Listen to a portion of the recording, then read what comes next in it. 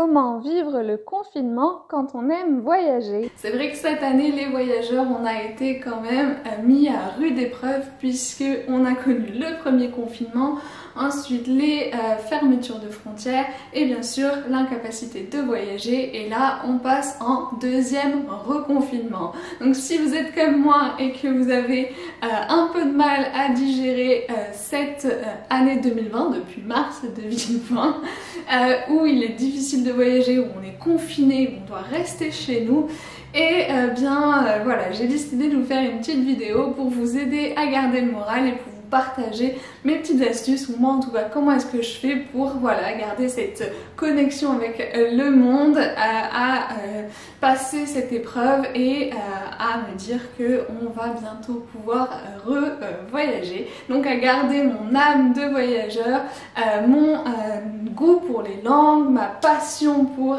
le monde, tout en étant confinée chez moi.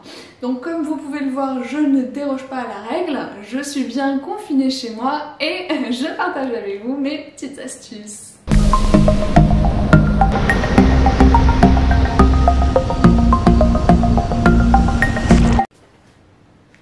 Alors la première chose à faire, c'est de se remémorer les bons souvenirs. C'est vrai que j'ai fait pas mal d'albums photos, donc je les re-regarde ou bien j'en fais des nouveaux. Je pense que vous pouvez remarquer que je n'aime pas les livres photos.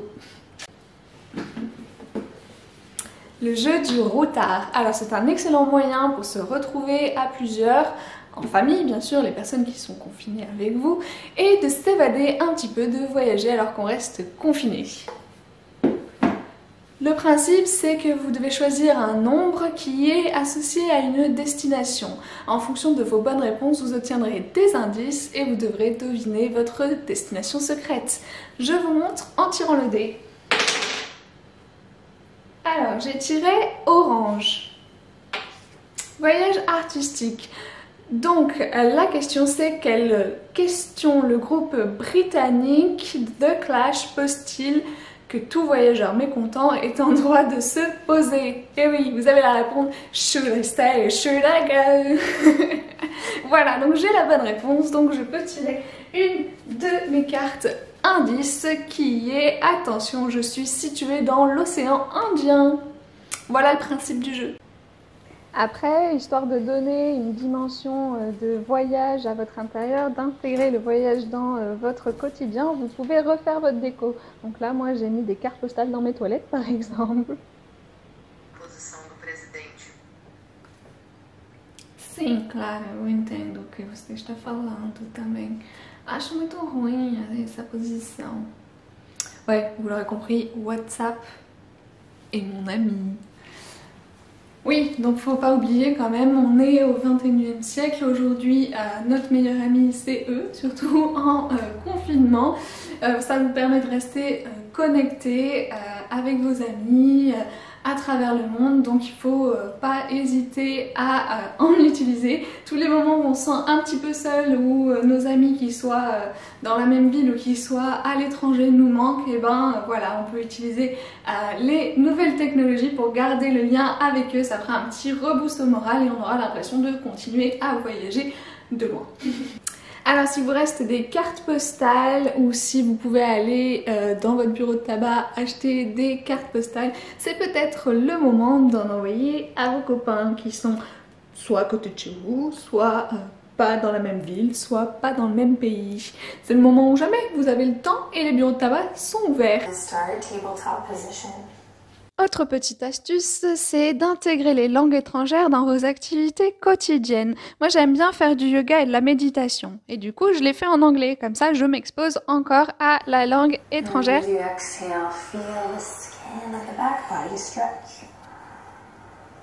que je fais aussi, c'est que je lis des livres en anglais, j'écoute des podcasts par exemple en portugais.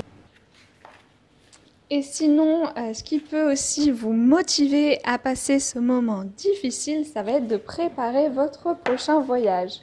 Moi, c'est vrai que je rêve d'aller en Russie, donc voilà, ce confinement, ça me permet de me renseigner, de voir combien ça me coûte, où j'aimerais aller. C'est vraiment un moyen de cultiver l'excitation et la motivation dans une période très difficile. Bon, alors la dernière petite astuce, je pense que si je vous montre tout ça, vous allez deviner de quoi il s'agit. Oui, c'est bien apprendre une nouvelle langue, de profiter du confinement pour dédier un peu de temps à l'apprentissage d'une nouvelle langue. Moi c'est vrai que du coup je me mets au russe, je m'étais déjà mis un peu au russe, mais là du coup je me mets de manière un peu plus assidue au russe, donc j'ai acheté des bouquins. Et j'ai aussi une prof particulière via Skype qui m'aide bien. Donc peut-être que voilà, ça peut représenter un bon projet, une motivation aussi peut-être de se dire je prépare mon voyage pour après le confinement, j'apprends une nouvelle langue, ça donne vraiment un objectif. Et ça peut être pas mal dans cette période difficile de se donner un petit objectif, voilà, un point à atteindre en se disant bon j'aurais vécu ça, je serais passée par là, ça aura été frustrant, mais au moins j'aurais fait ça. Enfin moi en tout cas voilà, c'est comme ça que je marche. Et j'aime bien cette manière de penser et pas me laisser abattre par le fait de oh je peux pas voyager, comme ça voilà, on essaie de le voir un peu plus positivement, bien sûr. Bon après je fais partie des gens qui sont peut-être le moins affectés aussi par ce confinement, donc c'est peut-être facile à dire, hein, c'est pas du tout l'objectif là dans ma vidéo de donner des leçons, c'est plus de donner des conseils de comment est-ce que moi j'essaie de passer cette période. Donc voilà, vous savez tout, je vous ai donné mes petites astuces, mes petits conseils pour essayer de passer ce moment de confinement quand on a l'âme de voyageur et qu'on est un fan absolu des langues et des voyages.